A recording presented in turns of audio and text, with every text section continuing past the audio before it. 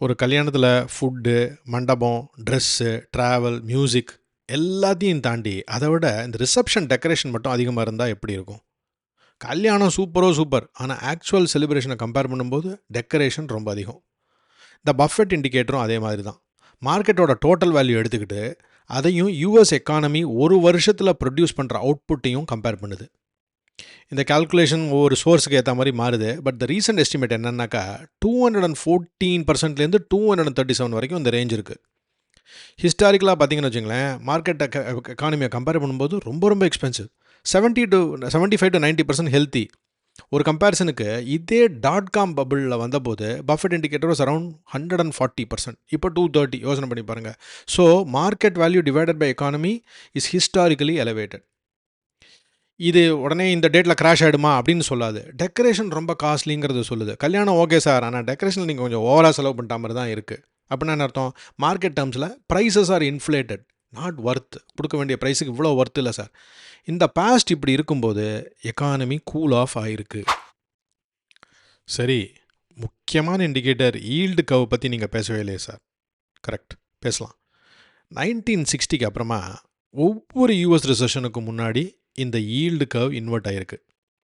ஆனால் இது stock market crash predictor கிடையாது, ஆனால் recession warning indicator. Sir, yield கர்வ்னா என்ன? அதை சொல்லாமே சொன்னால் என்ன அர்த்தம்? சரி, எப்படி சொன்னால் ஈஸியாக புரியும். உங்களுக்கு 2 ஃப்ரெண்ட்ஸ் இருக்காங்கன்னு வச்சுக்கலாமே.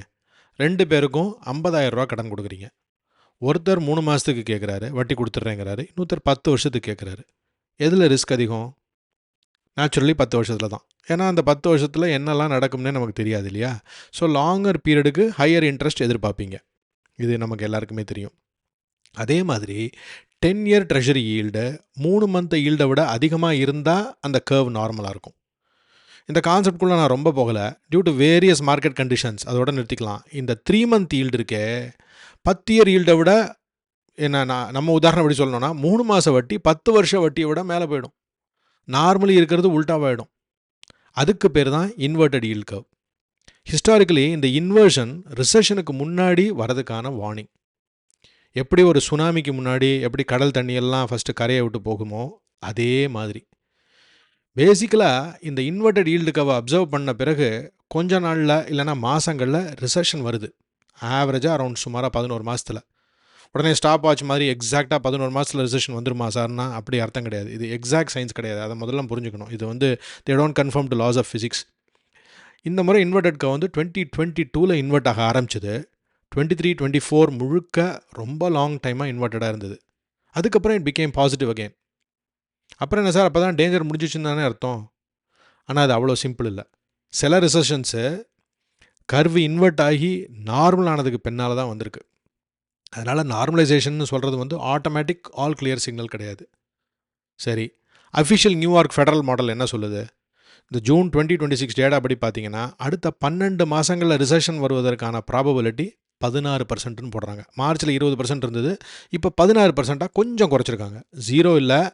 அதே நேரத்தில் எக்கானமி கண்டிப்பாக ரிசெஷனுக்கு போகுதுங்கிற சொல்கிற எக்ஸ்ட்ரீம் வார்னிங்கும் இன்னும் வரல. ஸோ இப்போ ஈல்டு கர்வ் நமக்கு சொல்கிற மெசேஜ் என்ன?